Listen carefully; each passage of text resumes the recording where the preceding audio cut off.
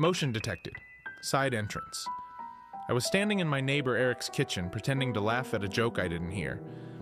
My wife Claire was across the room, leaning a little too close to him while he poured her another drink. We were at a housewarming party. Loud music, cheap wine, too many people pretending to be happy.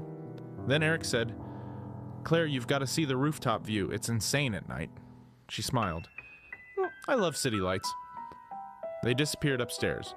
I stayed behind, holding a glass I hadn't touched all night. That's when my phone buzzed again. Motion detected, side entrance, from my house. I frowned and opened the camera app. The live feed loaded instantly. My living room was dark, empty. Then I saw it, a shadow moving across the hallway.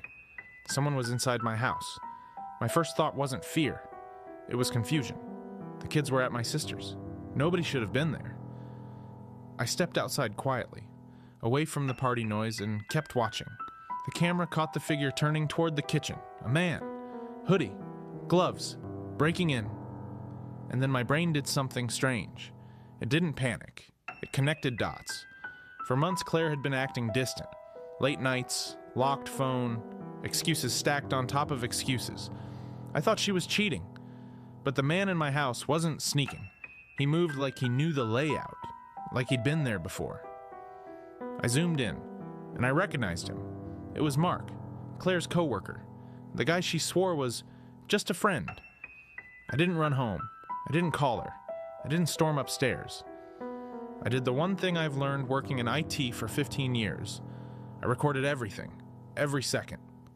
Mark walked straight to our bedroom, opened the closet, pulled out a small lockbox, the one Claire didn't know I kept. He punched in a code. Wrong. Tried again. Wrong. He cursed loud enough for the mic to catch it. He wasn't there for her. He was there for money. And suddenly the entire story flipped. 3 weeks earlier, Claire told me she thought someone at work was stealing client data. She was scared. Said her office was a mess politically. I barely listened.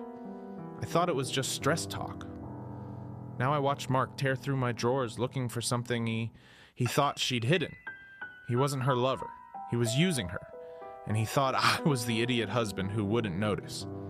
I called the police. Didn't yell, didn't chase, didn't play hero. I stayed outside Eric's house, watching my phone while officers entered my front door on the live feed. Mark didn't even make it to the window. They caught him in my bedroom. When Claire came downstairs 20 minutes later, laughing from the rooftop, she saw the police lights outside and froze. What happened? I showed her the screen. She went pale. That's Mark.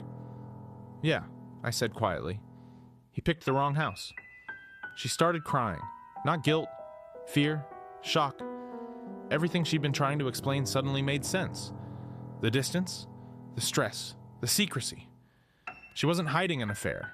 She was trying to protect her job and didn't know who to trust. We sat in the back of a police car giving statements while the party upstairs kept going, music thumping like nothing in the world had changed. But ours had. Mark was arrested for attempted burglary and corporate theft. Turns out he'd been stealing from multiple coworkers and thought Claire kept evidence at home. He gambled. He lost. And me? I learned something that night. Suspicion is loud. Truth is quiet. If I'd accused her months earlier, if I'd exploded like I wanted to, I would have destroyed my own marriage chasing the wrong story. Instead, a camera told the truth. Claire and I started therapy the next week, not because she cheated, because we stopped talking long before the camera ever turned on. We're still together, stronger. But every time my phone buzzes with a motion alert, my heart skips. Because sometimes the thing you think will end your life is the thing that saves it. If you've ever assumed the worst and found out the truth was bigger than your fear, comment, "I waited." Subscribe to Revenge Diaries for stories where patience changes everything.